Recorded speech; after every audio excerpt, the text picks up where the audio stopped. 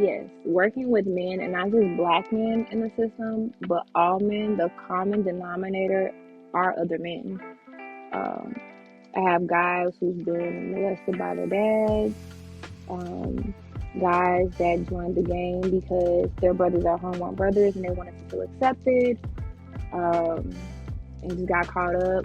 Men who lost their jobs and getting hurt or injured or something of that nature and was dealing and just got caught in the game, nothing violent. Like they all have a common denominator of either dealing with another man or trying to go by the definition of what a man is and Mm. not feel try not to feel bad about it. Welcome to Vulnerability Muscle, the empowering podcast challenging norms and guiding you to find strength and power through vulnerability. I'm your host, Reggie Ford. In a world that often portrays vulnerability as a sign of weakness, I believe it is a source of tremendous strength and authenticity. Through insightful conversations and thought provoking interviews, Vulnerability Muscle aims to redefine vulnerability and help listeners develop a new perspective on their own lives. Each episode of Vulnerability Muscle delves into a variety of topics such as mental health, social issues, and mindset shifts. We explore the power of vulnerability in healing, building resilience, and promoting personal growth, as well as fostering meaningful connections. This podcast provides practical tools and strategies to navigate life's challenges, overcome adversity, and create more inclusive and just environments for all people. Mandii Brown, good evening. How you doing? Good. How are you? I'm doing great. I'm doing great. How is the world treating you today? It could be better with this Yeah. bipolar weather. That's Nashville for you. Nashville's gonna throw all every season in one day at you. Ghetto. Well, I just want to say I'm so appreciative to have you as a guest. And the world will not know this, but we just had some technical difficulties, and so we probably had most of this already recorded. And Right. but we gonna roll with the punches and come back at it. But I want to start with some rapid response questions, and that you've heard them before, so you're gonna have answers to them. But let's just go ahead and hop in. So, what is one thing that you do to relax when you're feeling stressed?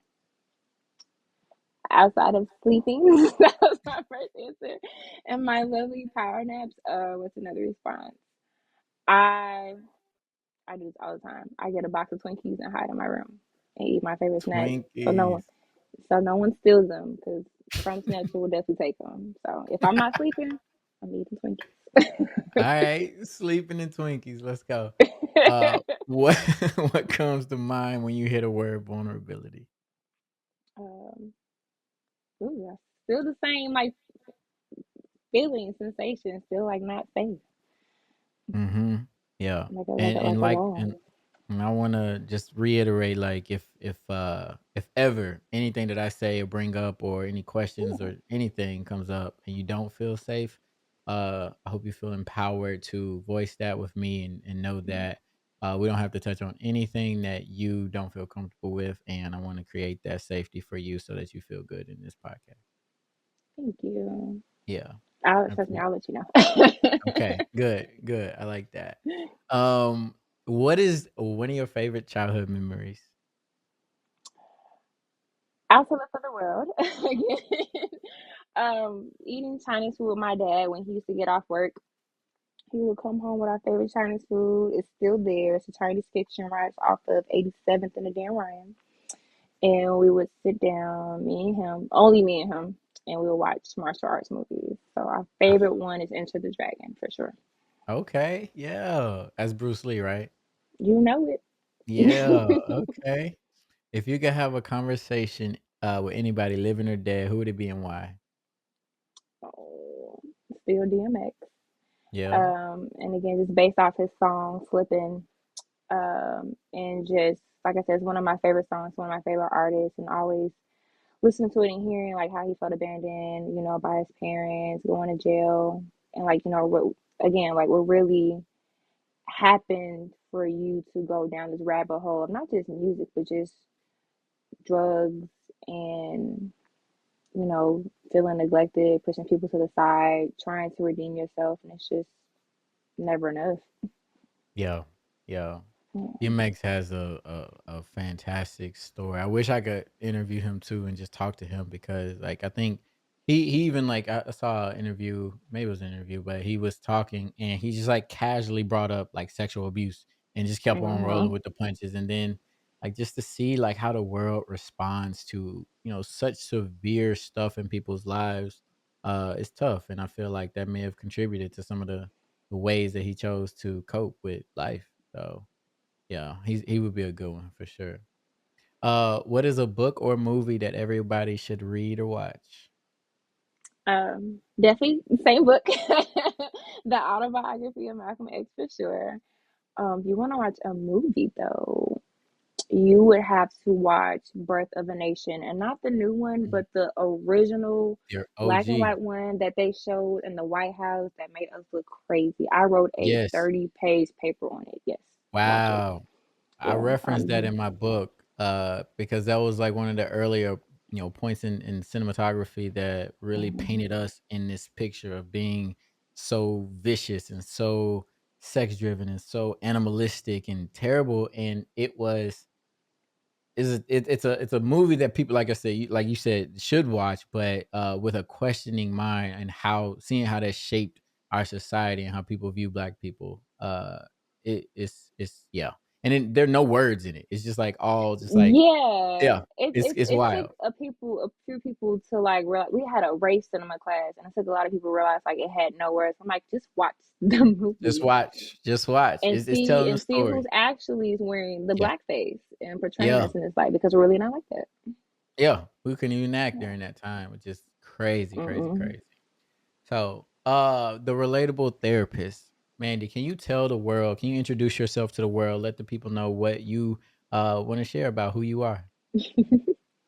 Yes, I'm Mandii Brown. I Why you know. laughing? You funny. I'm Mandii Brown. Mom, model, therapist, cognitive behavior specialist, social justice activist. I kick it with the dealers, killers, and healers. I kick it with everybody.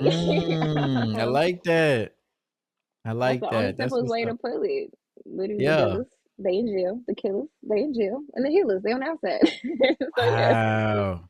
Wow. And so your work is Mhm. on the inside of prisons as a counselor for inmates? So, it's a thin line. So, you have the counselors, which the state appoint, and they're more like social workers. And then you have the actual clinical mental health counselors or the therapists who deal with their diagnosis, their medications, having sessions. So that's what I do, and I deal with them literally from, I'm not gonna say deal because it's pretty awesome, but I'm there from 7:30 to 4 o'clock every day, and then when I'm done, I do therapy sessions on the outside through a group practice. So I really never stop until maybe 9 o'clock is my latest session. Whoa, you on Yeah, go. On go. Tell not, me not about intentionally. Yeah, so tell me about that. So you're working toward a goal. What do you see Yeah. that goal being, or what are you truly doing what you do for? I got asked this by an inmate too, and this is really, really good. Well, I'm gonna call him inmate. I'm gonna call him. They say offender, but just Offender. a black Thank you for man in the that. system. Yeah, Yeah. because I Yeah. don't see them as Or inmates or a number. a man, yeah. He's a man. Yeah, he's a man. He's a man. Yeah. He's great. He's doing great. He asked me, and they were very upset that I'm like transitioning. It's like, what are you gonna do when you leave here? And I was like, I really want to open up a community center. By that time, I'm 35, just for all boys. And Mm. I want to move my dad down here to help me do it. So I want like a safe haven for everything. So for sports, so basketball, football, course, soccer, baseball, gymnastics, dance, and not just regular dance, but all types of dancing, tap, ballet, you name it, just to get men back in that craft and that space to like take over. I definitely want a STEM program. I definitely want a library, free mental health services, of course. I want the downstairs to have a laundromat so boys can come in and wash their clothes for free because a lot of boys hate getting judged on their appearance, especially if they're dirty. So I always take that in consideration. I definitely want to have predominant, well, not predominant, like influential black men in the community down here to like donate clothes, to come talk to them, just to come do sports with them. yeah, just really just a safe haven for them. And like the biggest part with the nonprofit I work with now, I really want an agricultural program down here. And I Mm. definitely want a black cowboy program. My dad was like the original black cowboy in my head, but for sure, I Yeah. definitely want a black cowboy program. I want to see some What is a how they black take care of us. cowboy? What is a black cowboy? Like a what I'm thinking of in my mind is a Yeah, cowboy or yeah? y'all wear boots to fly. You might as well wear them for a purpose. Wear them for a purpose, man. Um, so my dad's dad, we're Afro Latino by the way, but my dad's dad, my grandfather, he had 60 acres, 4 horses, 2 cows, 2 peacocks, 6 goats, 4 dogs. We had a whole little farm, and we would go.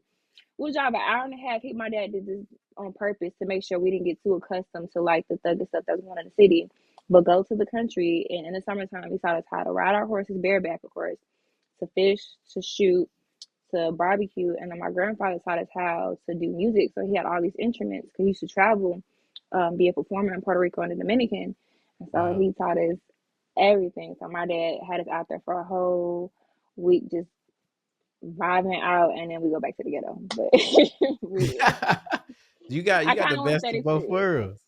I Yeah. did, and I joke about it a lot. I mean, I think probably that's like my saving grace growing up was knowing that I had a way out. Like outside of Mm. education stuff, I knew that if all else fails, I could go live on the land and have some animals and be fine and not do nothing for the rest of my life, but just be on my Wow. horses and kick it.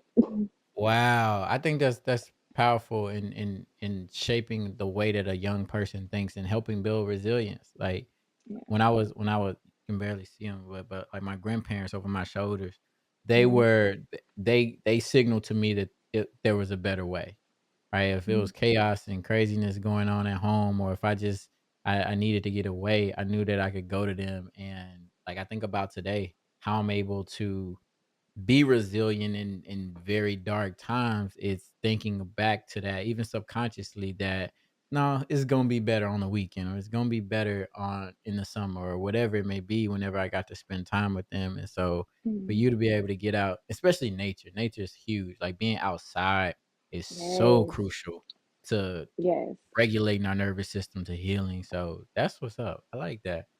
We talked for 30 minutes. You ain't bring up cowboy life. Nah, you was asking about the Turkish Turkish, so I had to, I had to give it to you. Oh man, I love that. I Definitely, love it that. is. So Let me see if I got a picture of my papa. I would Cause love he to. I would love to see that. But yeah. So you're from originally from Chicago, right? Chicago, yes, born and Okay. raised until 2020. I moved down here. And it's just like, uh, it's a good Well, thing though, but it was a culture shock in general. yeah. What was that culture shock, and what was some of the things that you noticed that were different between here and Chicago? Quite honestly, I didn't know black people was in Nashville. I'm not gonna lie to you. I Yeah. didn't know y'all was here. I mean, outside of the civil rights, I'm like, so you guys are still here. All right. Like I would come Y'all. down for like TSU and fit stuff, like because I'm Greek. But other than that, I'm like, y'all actually live here. Yeah. Yeah, that's funny. That's funny because I think in like any state in shoot all over the world really, like there are ghettos and there are areas of all different types of people, but like in the United States there are hoods in Iowa, right? You'll never think it. And Yes. like it's like I just Don't get drove me by it. Like started. there it's in all the different places. And so like, but I definitely feel that like Nashville, how it's portrayed, it doesn't seem like it would be a place for people like us. Like and so and I think that was something I've talked about with some of my other guests is just how hard it is to be in a place that doesn't really welcome or cater to our blackness and have different venues and different attractions that would bring somebody down here. What made you come to Nashville then, if that was the case? You was gonna be the only black person in Nashville. What made you come? Be the only be the only black person. No. So I was already visiting down here to see some friends at TSU. My cousin actually went to TSU as well, and so my uncle made it very clear, watch your cousin. I'm like, she's grown, okay? There's nothing really to watch. But when I was with my last ex, and we were friends at first. So when I would visit, it was like an escape. So in Chicago during COVID, it was chaotic. Schools closed down, Walgreens on fire, people stealing from Walmart, people breaking into cars, the riots, the fights, the shooting. And when I was with him and I would come down here, and I thank him for that moment. He would have like the bed already made, my towels already there, all my favorite snacks. And the biggest thing was he had these blackout curtains because he Mm, knew like I just once I worked down here, I worked the same in Chicago. He knew how bad I just wanted to sleep in silence.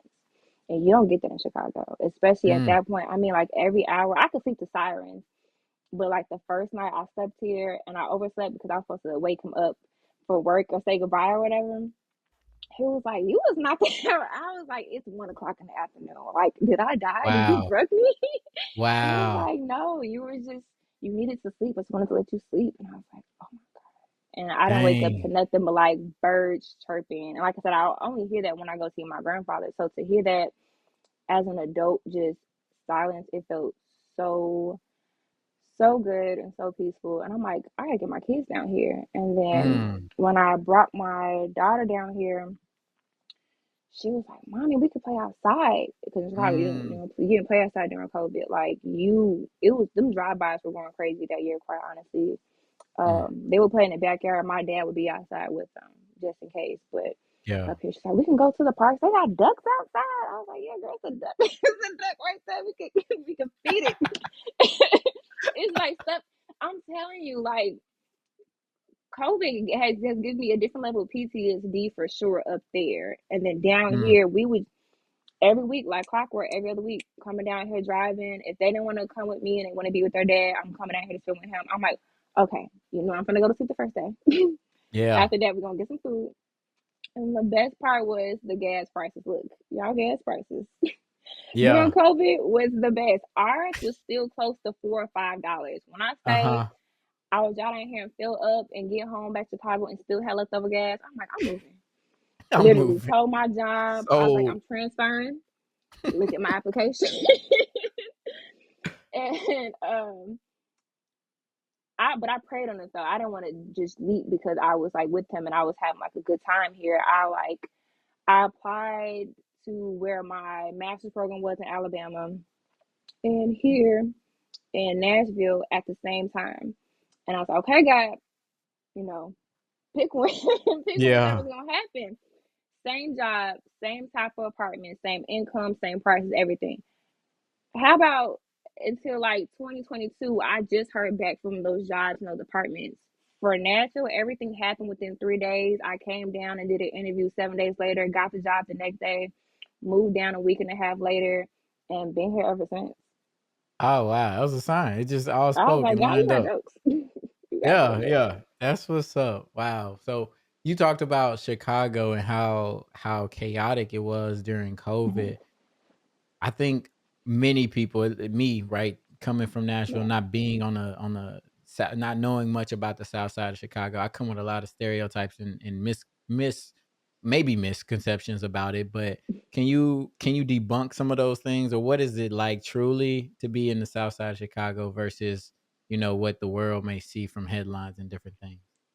Again, there's more than 63rd. There's a 64th. There's a 75th. There's other blocks outside of 63rd, okay? Old Black is not what you think it is. And I think celebrities have debunked that as well. Like you just can't get in if you don't live there, first of all. And Mm, after hours, that whole community has a curfew in general. So it's like, don't. I think it's probably like another thing that had pissed us off. Like, stop coming to like our ghettos and hoods and like glorifying it because it's glorifying. not Hmm. fun. It's depressing because these are forgotten areas and we people just make the best out of it. Like my old house now is literally a crack house. Like it's not cool. Hmm. But there's a lot of beauty in Chicago and the South Side, and definitely the East Side. Like I said, there's a lot of history, especially in Bronzeville. And again, people always go straight to thug stuff and Al Capone and everything. Like, no, we have.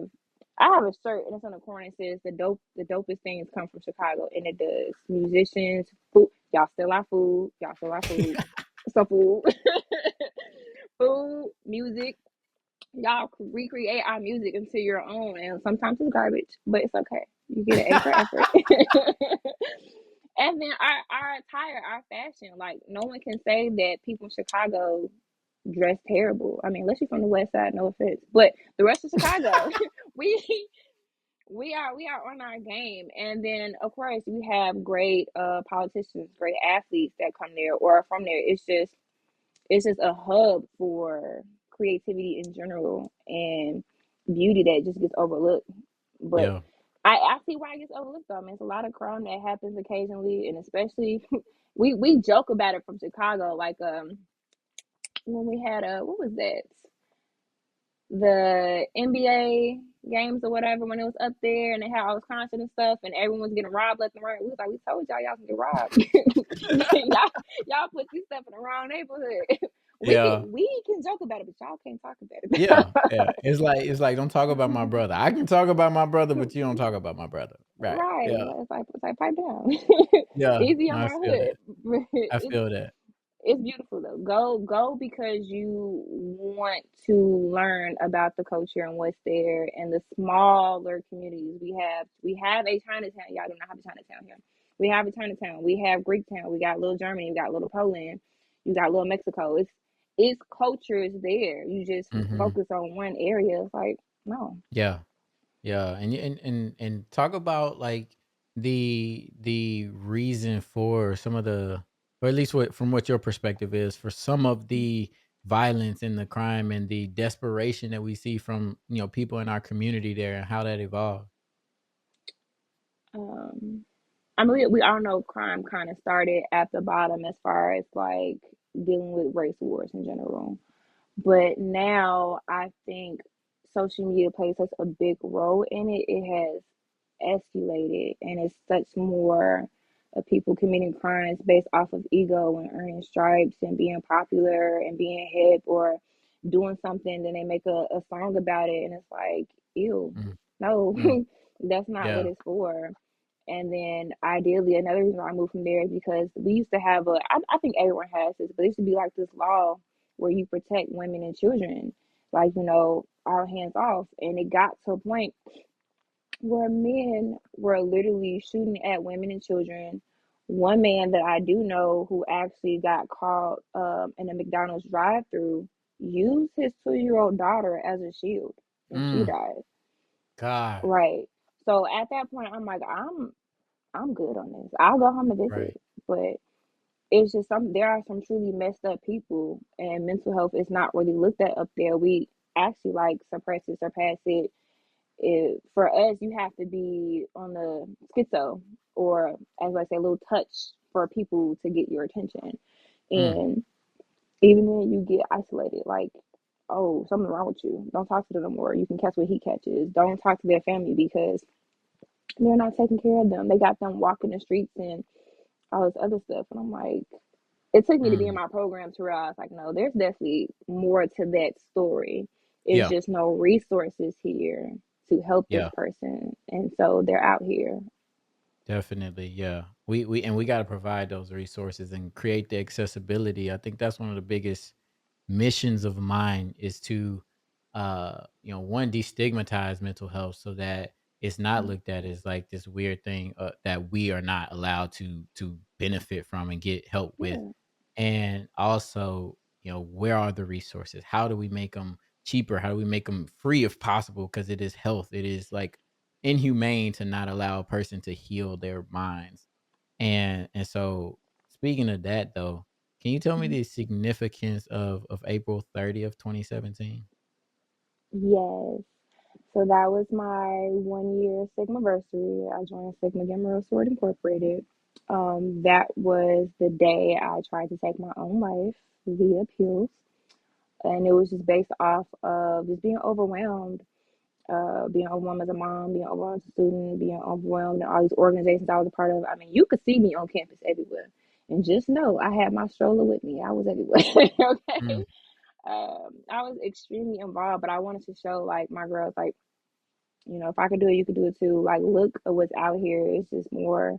Um, But all that was extremely overwhelming. I was with their father, and he was not supportive. He actually felt like he was a back burner to a lot of stuff that I was doing.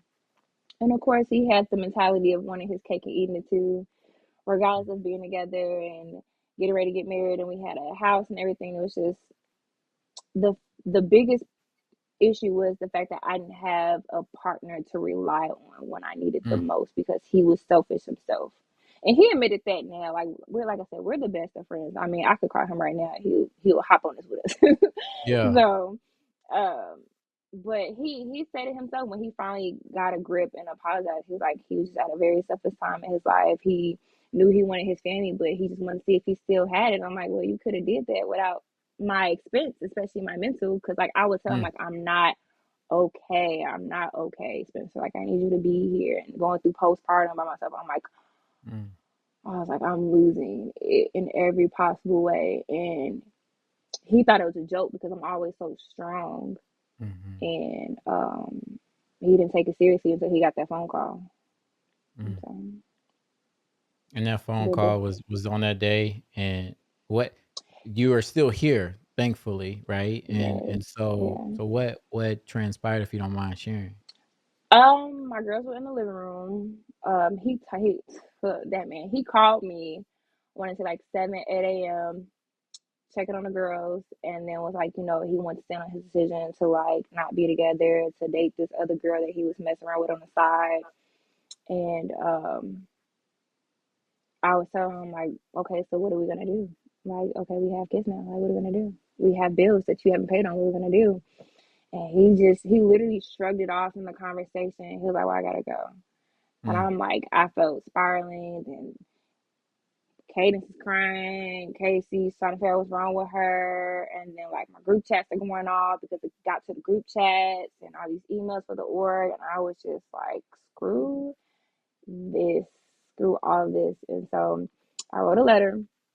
I Mm. still had some pain medicine from when I had an emergency section with my daughter. And I told my line sister, Sierra, she's my ace, still is my ace. And I was like, I don't want to be here anymore. I was Mm. like, the kids are in the front room. My door is locked. Do not come in. Just get the kids, take them to Spencer. And she was like, what's going on? What's going on? And shut off my phone. My sister, Rhonda, she was a floor under me, came banging on the door. Usually she had the keys. So I'm surprised she didn't listen to the door then. But she waited for Sierra to get there because Sierra had the key. They're the only two who had a key to my place. And came in. Rhonda, I could hear her grabbing the girls, but I was out of it. I was on the bed. I could hear, but like I couldn't see anything, and I like felt like my breath and my heartbeat just keep slowing down. Mm. Mm. And she was like shaking me, screaming, crying. Like I could hear, I just couldn't see anything. And then I remember like waking up at the hospital, and she was like, "Don't ever do that again. I would be here for you." I'm like, "No, you're not. Like I'm Yeah. there for you." I mean, Mm. I knew she would be there, but not in the way a partner is supposed to be there for you in your most vulnerable moments. Yeah. And then Wow. we all agreed that I could go get admitted for 3 days at Northwestern downtown Chicago. My grad advisor, who was also my professor, she was dope because she told me she had a similar experience. She tried twice. And Mm. she said she was unsuccessful both times. She was like, I know exactly what you're going through. I will hold your hand through this. It's going to be okay. We'll take care of the kids. We'll watch over the house. Like, you just go find yourself. So, Mm. okay. Say that. That was the best 3 days of my life right there. Wow. Yeah. Wow. I want to give that the space that it deserves. And one, thank you for sharing that. I know it's probably not easy to recount those memories, but I just want to say I'm thankful for you. I'm thankful Thank that you you. are here to tell the story. I'm thankful for your life and your presence. And I'm thankful that you had a community around you that mobilized and got to work when you needed it the most. It it I'm emotional. And I'm even more emotional this time because you told me a little bit about it when we were recording and it messed up, but Yeah. like I'm truly thankful because you're a blessing to this world just from the work that you do and the person that you are, and you light it up. Like you light it up, and I want you to hear that. And if ever you need a reminder, I'll be here to remind you. I'm gonna try to be proactive about those reminders because you Thank deserve it. you. You truly do. Yeah.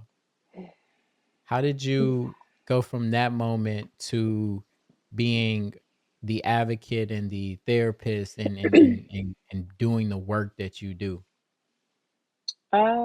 I didn't take my experience lightly. Instantly when I got back to campus, I got to it's crazy. Oh my God. I got to graduate the next week. He didn't show up.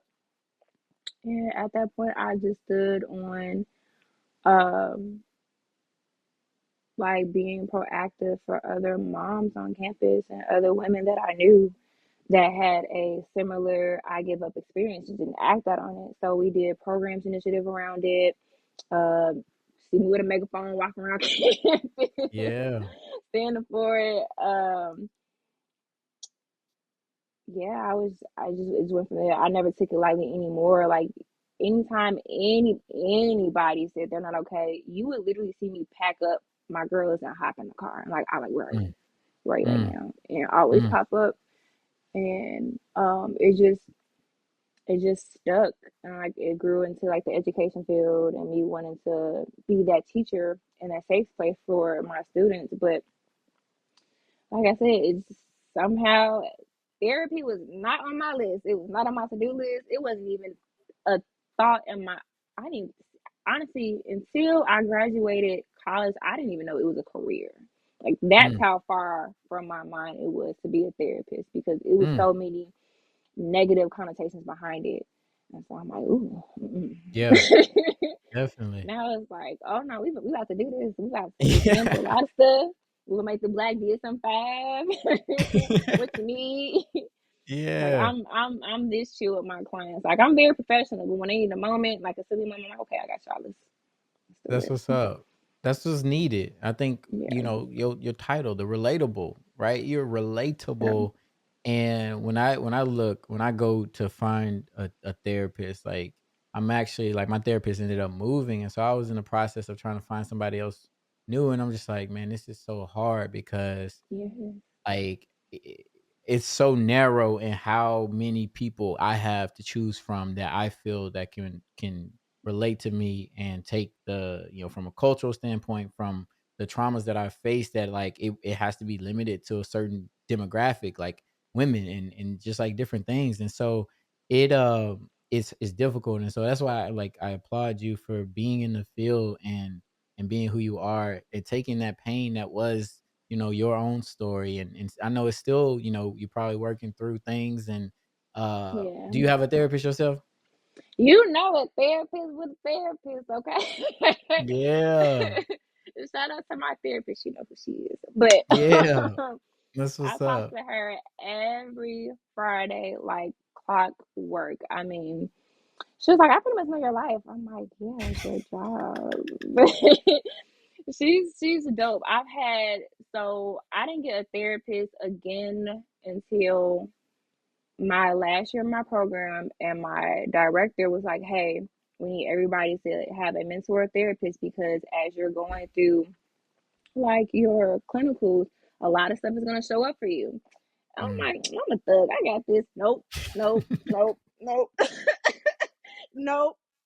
Second session, No. I'm like, all right, let's wrap this up. I need somebody, because I mean, as a therapist, you take a lot for allow somebody for a full hour to trauma dump on you, and then for Mm. you to have the answer, and it's like, I don't have it. Yeah. So I need clients to understand. Sometimes I don't have the answer. Sometimes I'm just here to listen and to give feedback, and sometimes it's here for you to just let it out. Hmm. Sometimes I figure it out with you. Like I may not have the answer in the beginning of the session, but as you talking, it just clear as day Hmm. pop up. And so Hmm. that's what I found out from my first therapist in my program. And then I had another one while I had my son, because I was going through prenatal or perinatal depression, and definitely postpartum depression, like extremely bad.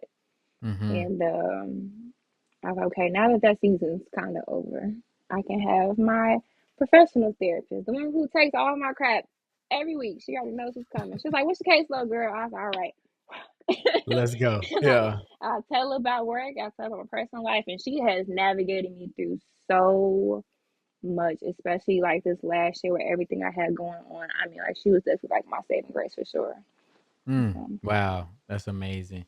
What is some of your advice to someone going through what you were going through back in 2017, and mhm. helping them see that it gets brighter? So no to drugs. First and foremost. Um, 2017 me is like broken me. And Mm, so I've made, and I tell to everyone, as an adult, make an effort to heal your inner child anytime, any chance you get. Like if you have a long time, like I have kids and stuff, the moment I have like a speaking engagement anywhere out of town, the first thing I look up is where's the nearest amusement park. I'm about to go ride some wow. rain. Get the Yeah. fast Oh, that's pass. dope. I did this. So when I went to Orlando, I and Spencer came with me. And I was like, bruh, like we talked to each other just like that. I'm like, bruh, we gotta go to Universal Studios. He was like, what? I was like, we have to go to Universal Studios. He was like, why? I was like, you know, I'm a Harry Potter fan. I already packed my wand. I packed my socks. And I haven't been in years. I went one time and it was when I was terrified of roller coasters. And so when I got to finally ride it without my mom intimidating me, um, it's been thrilling and I compare a roller coaster to my life. I'm like, and it never fails. I get excited when I see it. So anything new I see, like say this couples event. I get excited looking at it, thinking about it, but then I'm on the ride. I'm like, oh shit, why did I do this? Why did I do this? And then it takes off, and I'm smiling and screaming. And so roller coasters are equivalency to my life. Like when I look at it from afar, it's this big stuff looks like, oh, I got this. It ain't nothing. I get on. I'm like, why did I do this to myself? Yeah. And then Yeah. it's fun. And he thought that I was joking, but we got a fast pass, and we did the whole park twice. He was like, Wow. I see why you do this now. He was like, I feel great. He was like, do you want to come back Wow. down here? He was like, let's go to Disney World. I was like, you go to Disney World with me? I was like, but no kids, right? Like, you're not gonna bring the kids this Yeah. time. He was like, yeah, no. And then of course we were drinking along the way as well. Yeah. Y'all They had a had good bars and time. stuff around. We had a Yeah. ball. I mean, I was what's crazy was I used to beg him to go to amusement parks with me when we were together, and he was like, and he's 6'7", he's like, no, I'm too tall. No one wants to stand in the line. And he was the biggest kid out of me and him, and just laughing front seat. I'm like, this is awesome, like to heal inner me while I watch you heal inner you. So definitely anyone Wow. who's like me back then, start healing your inner child. Like do anything and everything that you want as an adult, because one, your parents can't tell you no, Facts. and two, you can make the income for it. I mean, money will come and go, but your time won't. And Mhm. the more you realize that you can start prioritizing yourself and feeling better, you will do better. Like it's amazing. It's Dang. amazing. I love that advice. Especially what you just said about like money coming and going. Like time Yeah. is the most precious thing that we have, right? Because we don't know how much of it we have left, and you can never ever ever get it back. And so to be intentional about your time is so crucial. But to take care and love on your inner child, like, and it doesn't have to be expensive stuff, right? It doesn't have to be a Oh theme park. no. It could be like, think about what that 3-year-old, 5-year-old, 6-year-old you love to do. I loved remote control cars. So if Oh I yeah. like right down there is a remote control car. I got coloring books, and I like even my coloring books. I when I was a child, I had to be perfect. Everything had to be perfect. And so with my coloring books, adult coloring books that are like, you got to be real Yeah, detailed I in it. got I'm those. scribbling all over. I don't even care. I'm trying to be a kid again, like the kid that I wasn't Yes, able to be. And so because I no one can tell you love that. no. Yeah. It feels so good. It feels so freeing. And so I love that advice. So yeah, that's huge. How do people find a therapist, especially a therapist that they can relate to? If I'm a black man, or if I'm a black woman, Mhm. how do I find a therapist for me? Where do I go? I'm not gonna lie, it was hard because again, I didn't think black people were down here. Yeah. Um, I went on Psychology Today, and that's where I found my first therapist. And I'll say her name. Her name is Miss Shavita Porter. Super dope. Mm, And what I do is when I see a black woman or a black man that I'm interested in getting services from, or even when I do referrals for people, I go to their page. I look thoroughly, then I go to their website, I look at their reviews to see like if it truly matches with that person, especially when I do referrals. And ironically, I got teased about this by a professor because not only my name, he's like, if you're so relatable, why don't you smile?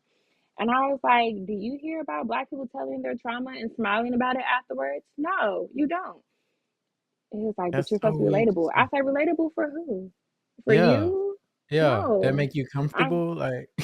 yeah, it was weird. And so like I don't mind the pictures of them smiling or not smiling. I'm looking at not just credentials, but the testimonies behind you, like the stories Yeah. that you help people overcome. That's what's Hmm. important to me. I don't care if you Hmm. smile or wear Jordans or wear church shoes every day. It don't Right. matter. Right. It's your worth ethic, the amount of empathy you pour into people, the amount of love you Mm, pour into them, and then the safe space you create, let them know like it's okay to want to get over something. Because ideally, like it's not overnight. Like social media tries to portray, like if you read this book or follow this quote and like it, you'll be fine tomorrow. Lie, lie, lie. mm, mm. Yeah. It's more than that. It takes, I can say it takes months of acceptance, radical acceptance to get over something. So, Psychology Today for sure. I know our website we have referral lists out if people don't want services. Therapy for Black girls, yes, and I know Black men have it too. Black Men Hill has a therapist reference list as well. The hit or miss with those is sometimes you have to pay to be a part of those communities, especially I don't think he does this now, but Express Yourself Black Man Kizzle, he has a safe haven. So I know sometimes it takes a minute to join those communities. So if you need something more with speed, definitely Psychology Today.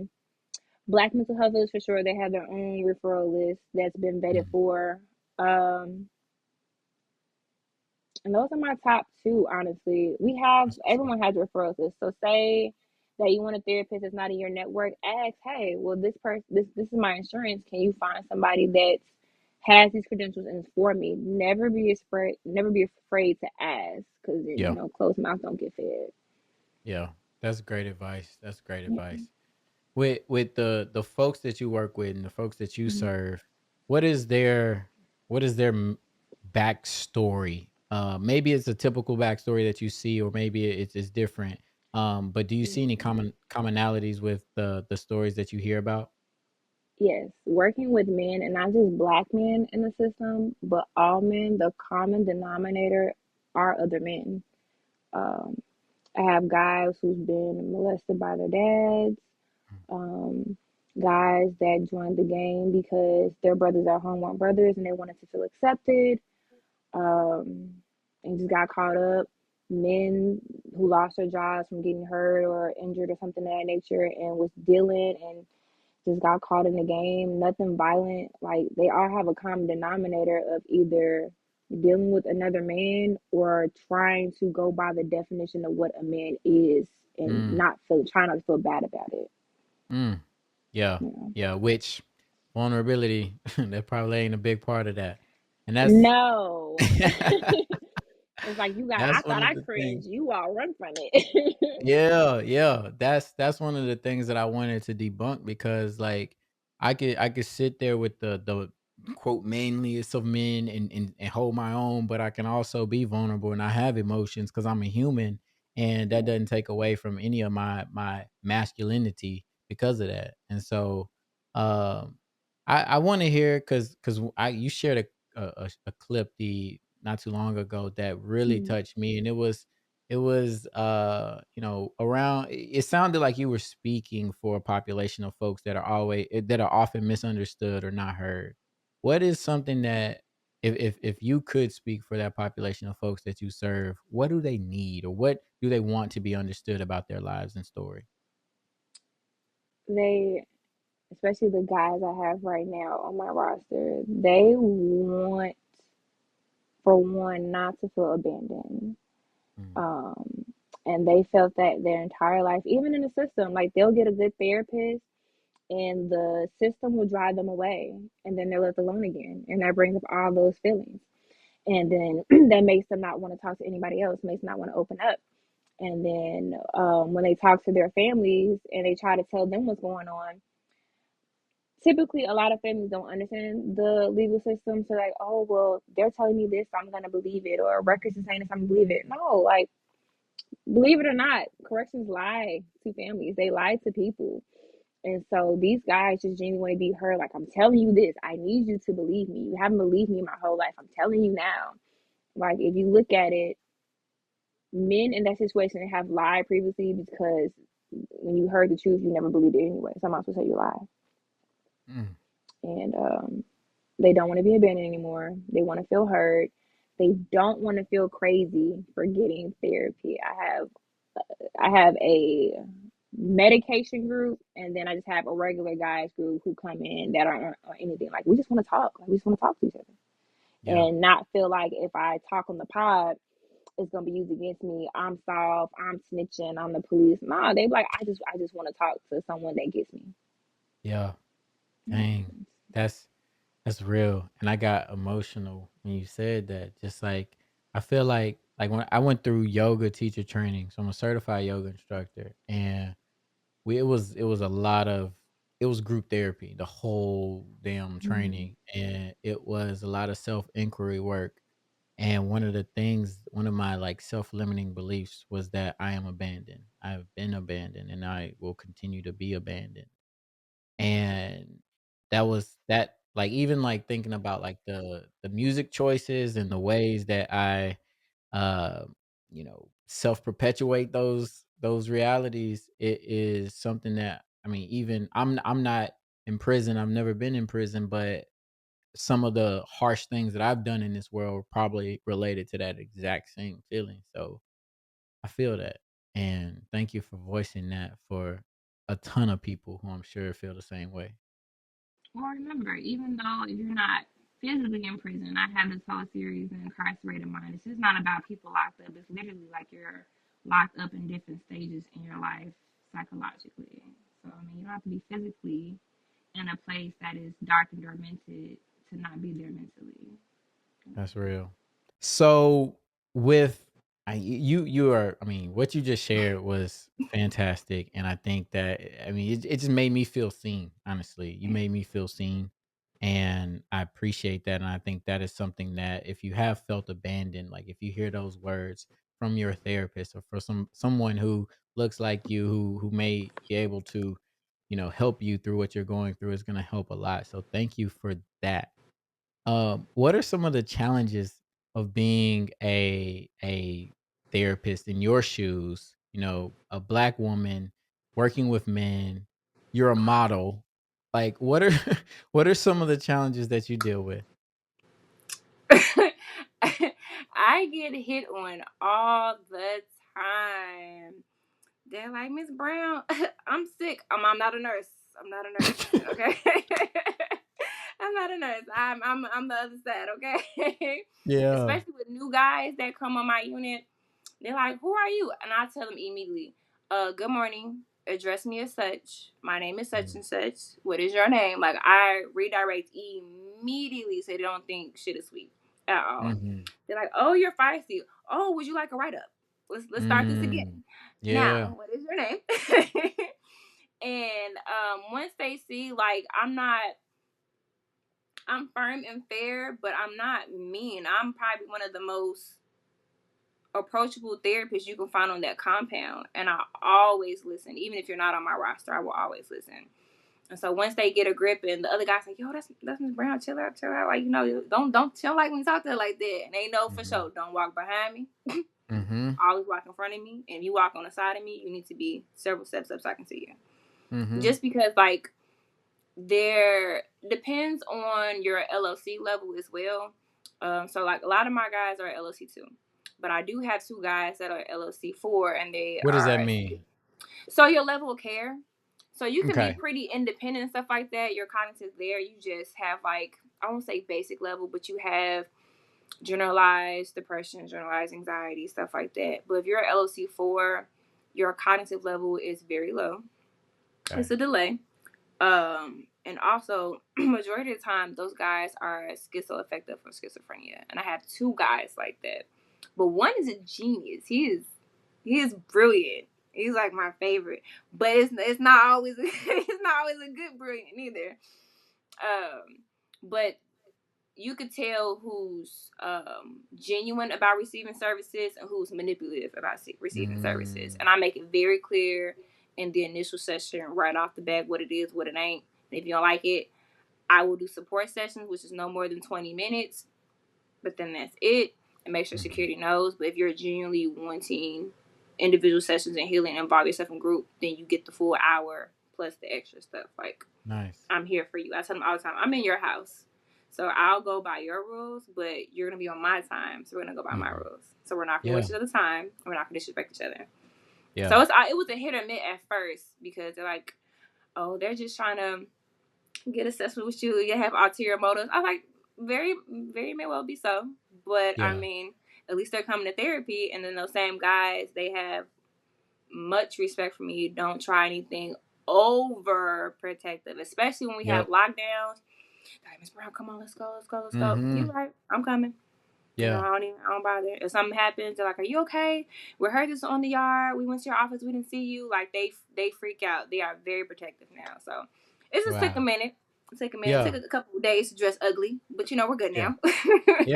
Yeah. Wow. I love that they protect you. I think that shows the respect that they have for you and the way that you carry yourself. And you are a blessing. You're a blessing in so many people's lives. And I am just grateful for this opportunity to talk to you. I could talk to you for so much longer because I know there's so much like with you and your expertise. I could talk all day long, but I want to end it up with a quick rapid response again. These questions are a little bit deeper, so you can take some time and think about them and elaborate a little bit more. But I'm gonna start, and it's 4 of them. So, 1, what do you need help with right now in life, professionally, personally, whatever it is? Probably, and I have this help. I think I need to give myself more grace because I posted it with my son being autistic. As he gets bigger, building up his own village of men. I mean, he has it now and they're great, but I know like he's gonna want to do sports. He's gonna want to. He ain't got no choice. He got to be in a STEM program or something because the way he take apart stuff drives me nuts. So okay, gotta be in STEM. But I want him to see that there's a man in each field that he wants to be a part of. I love not that. just women. I don't want him to feel like there's a lack in his village. Wow. Fellas, y'all heard it. Y'all heard it. Get in formation. Let's go. Yeah, if you know sign language, come find me. Yes. I love it. What is your biggest fear? That's crazy. One of my favorite offender asked me that today in group therapy because they spin it back on me. So I'll give that answer. And it was great today. It was great. My biggest fear, I can't believe I told him this. My biggest fear is dying. I know it has to happen, but leaving this earth without my kids knowing not what I did, but knowing that they could do anything they put their mind to without compromising themselves. You don't have to change yourself. You can really just be you, and people will flock to you because of your energy, because the love you give off, because the aura you give off. You don't have to be more hardcore if you want to. I swear I was one of my kids say, "Oh, I got it out the mud." No, you didn't. No, you did not. You were well taken care of by me, dad, whole village. No. And that is a fear, thinking that they need to change themselves to be a part of something that they don't got no business doing. Yeah. So no, I want to make sure I leave even though I'm not perfect, leave some type of blueprint to show they can do whatever they want. That if I did it, mess ups, suicide, everything, that if I can like overcome it and continue to better myself, you could definitely do it. It's no excuse. And with kids too, oh, for sure. Yeah. So That's yeah, that's beautiful. my fear. Leaving and them not living up to that expectation. That's the only That is expectation beautiful. I have. Wow. Wow. That's beautiful. What is your superpower? My superpower. Ooh. I think I got two. My dad's funny Okay. one of them. My first one is definitely he makes a joke, staying past my due date. So I'm a big empath, and since I feel for people so much and their issues, that I see the vision quicker than they do, and I want them to get there so fast and pouring into them. And I realize I can't want more than they want, so I have to put a cap on it. But it's also superpower because they see what they could be and what they Mm. could do, and just like I'm like the little connector. So if you talk to this person, maybe they can point you in the right direction. If you read this book and you get this nonsense, you can do this and this and this. So it's good and bad, definitely, but I see it more as good than anything because it just brings more hope to the people I do work with and let them know. My other superpower, my dad was funny. He says that I am the ultimate tequila drinker and I can drink anybody under the table. For sure. Even no questions asked. If anybody need a drinking buddy, it's me. Okay. Tequila. Okay. Tequila. That's the drinker choice. Yes, he had Okay. us on it early. He's like, go ahead and drink this bottle. I'm like, oh, What's nothing early? happened. What's early? Woo! I think I had my first drink like at 12, 13. I shouldn't brag about it, but it is what it is now. I'm old. Yeah. And Yeah. when we got in college, my parents didn't go to college, honestly. They got like their associates and just got into the careers at that point because all you needed. So I was the first to get my bachelor's. And I'll bring my dad to my homecoming, of course. And he You was like, turned let's up. play this game. I'm like, oh, what game we finna play? I took it. He was like, let's play Edward 40 hands. So he would take 40s up to everybody. He would take 40s up to everyone's hands. He said, all right, chug it. I'm like, ooh. Uh-huh. I was known for always having 40s at parties. This was terrible. It was like my sophomore Wow. year. And I was drinking nothing fine. Someone was drinking drunk. I'm like, all right, so you're a lightweight. But I'm like, now that I'm older, Wow. I'm like, God, thank you for the liver and kidneys you gave me because, man, Woo. I should have been on the sidewalk Oh my somewhere for goodness. sure. Oh It's my bad. goodness. But, I'm not I'm a sleepy drunk. So when I'm sleepy, it's time to wrap it up. I got one last question. And you might have touched on this, but I'm asking it anyway. But what are you living for? I know a lot of people always say like they're kids. I don't want to say that because what I'm doing while I'm alive should have them set already. But quite honestly, I think I'm just living for myself because I never got that say so growing up all the way.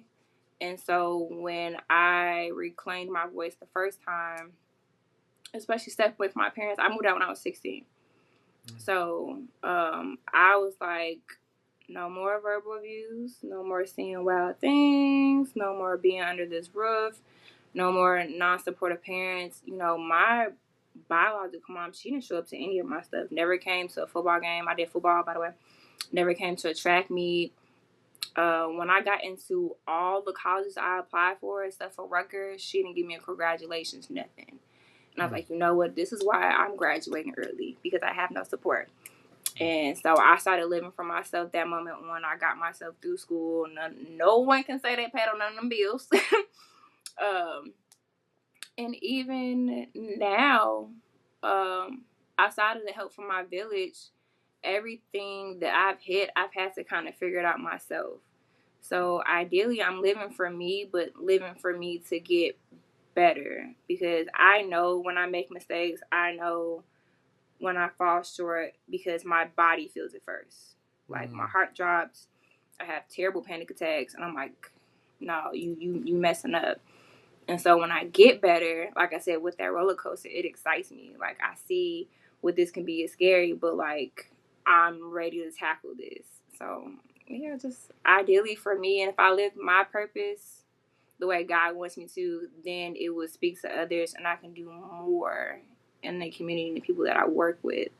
That way, we all on the same page. We're all growing at the same time. So Yeah, I yeah, love that. I love that answer. It's so important to be living for you, and I hope that you come back to that at any time you need it. And again, I'm gonna yeah. be here rooting for you and champion you along the way. Is there anything else on your chest that you want to get off your chest, or anything you want to say, mention, anything like that? The biggest thing I want people to know is definitely outside of giving yourself grace. Um, Read a book. I've realized that people run to social media not just like venting stuff, but to get answers. And 8 out of 10, those answers are wrong. It's all like cliche and catches to get you on their page to get money. And when I look at some of the stuff, I'm like, this is a load of shit. And Yes. ideally for me, and I scream this to the top of my lungs, you cannot say that you are a therapist or a mental health advocate without doing the work. You cannot tell somebody to heal if you don't have a therapist yourself. If you haven't had a therapist in over 2 years, you can't tell me nothing about Mm, me and how to get better in mm, any capacity, because it comes off hypocritical. Like, mhm. we fall short daily. Yeah. We have mental turmoils daily, weekly, whatever you want to say. And if you're not talking to somebody just to get it out, barbershop talk is okay, but talking to an actual professional to get some type of concrete answers, some evidence based answers, you're doing yourself a disjustice, and you are leading the blind by being blind yourself. And I really wish people would stop doing that, because it's scary out here Yeah. to see, like, oh, I saw this on TikTok. Like now people are misusing the words gaslighting, love bombing, narcissist, trauma bonding, even making fun of the term mental health and just using it just to pull people in. It's like, there are people who actually care about this field in general. Like, take it seriously if you're going to Yeah. be in this space. Don't do it because you see somebody else do it and then tweak it so you can get more numbers. Right. Or if you're on like a narrative, the one path, then ideally stick to it, evolve, but stick to your plan, stick to your passion. You don't have to stray from it to bring people in. They'll come to you, especially when it comes to this field. Like, they'll know who to run to. You don't gotta get with the hottest person. Like, the hottest person gonna find you, whether you Mm, got 10 followers or 10K followers. So, mm, mm. just be you. Stop doing stuff for numbers. Yes. Stop doing stuff to look cool. Yeah. Mental health is cool, but it ain't cool. Okay? Yeah. When it comes Yeah. down to it, it's not a joke. Yeah. That's Yeah. beautiful. Thank you. Very well said. How can people get in contact with you? Where can they reach you? All those things. Um You can do bird mail. No, I'm joking. You can find me on Instagram at the Relatable Counselor. You can find me on LinkedIn at Mandii Brown. Um, you can find me on Facebook under our mental health platform, where what happened was, you can go to that website, or you can go to my website, The Relatable Counselor, and it has all my contact stuff. Yes, I respond, or the assistant responds, depending on which email you hit first. And if you need referrals, you can either email me or go on the website as well, and we will link you up with 3 clinicians of your network or choice of what you're wanting within 48 hours. And of course, Wow. we do book referrals as well. So, Wow. Wow. Thank you. yeah. Thank you. That's a tremendous resource. And we didn't even talk about what had happened was. I know. I'm actually revamping it right now. So it's still there. I took the time to focus on my guys in prison, and I said I was gonna stop this month after this tour to just now publish all. Oh my god, I have a shoebox I have paper here of like stories. Wow. So I have to sit and type it up of like, they was like, put this on the website. Oh. I want them to know what this happened to me. I want people to connect. I think, you know Wow. what? Okay. So I So have, so that website is about just people's stories? Is that what that is? Yes, so it started off based off, the inspiration came based off a domestic violence event I was involved in. And because I felt like no one wanted to hear my story because I wasn't from here, I'm like, okay, don't hear my story, but there are other people who genuinely like me or worse and haven't told a single thing. And so when I made it, it was crazy how a lot of my friends started sending me their stories. They're like, I was afraid to tell anybody this in college. And, could you publish this, but Mm, publish it anonymously? Even my mm. biological mom gave me a story of her being raped. And I was like, you never told us this because it Wow. could have stopped certain things that I've dealt with in my life. So the website was dedicated to people having a safe space, telling their stories with their name or anonymously, connecting with other people just like them, which they have done. It has resources, of course, all the hotline numbers, but it has, even for the incarcerated population, it has all 50 states full of resources and halfway houses. It has a vetted Instagram mental health list that people can go to, which I need to update again. I try to update it once a month. Book referrals, Wow. a 24-hour chat line if people need something. Like we are very hands-on. It's me and 3 other women, and I love my website because that's kind of what got the traction first. Like I already had the name, the relatable counsel and stuff like that, but the website caught everyone's attention, and then it connected me with other nonprofits and coalitions, and so it brought more passion to be hands-on in the community. I'm like, there's a tons of stories out here, and it's not to tell for clout. It's just the fact that like I can connect with these people that are afraid to speak their truth or have their voice Hmm. heard the way I was. I love Hmm. it. So I wanted to connect with other people like that. So you can definitely check out that website for sure. Stories will be updated the end of February. Give me grace. Yes, we give you tons of grace because you're doing amazing work in this world, and we thank you for it. I thank you so much for being a guest, for being here and sharing your story. With all the things that, with all the things that you could be doing and all the places that you could be, I appreciate you being here with me, embracing vulnerability. Thank you, Mandy. Thank you for joining us for another powerful episode of Vulnerability Muscle. I hope you found inspiration and valuable insights that resonate with you. If you're enjoying this journey of self discovery and empowerment, there are a few ways you can support the podcast. First, make sure to hit that subscribe button so that you never miss an episode. If you've been moved by our conversations and the mission of redefining vulnerability, please consider leaving a review. Your feedback not only motivates us, but also helps others discover the podcast. Share your thoughts on YouTube, Apple Podcasts, Spotify, or wherever you tune in. And don't forget to spread the word. Follow us on Instagram at Vulnerability Muscle for updates, and you can connect with me personally at Reggie D. Ford on all platforms. Visit vulnerabilitymuscle.com for additional resources and upcoming episodes. And remember, embracing vulnerability is strength. Thanks for being a part of the journey. Until next time, stay empowered, stay vulnerable, and keep flexing that vulnerability muscle.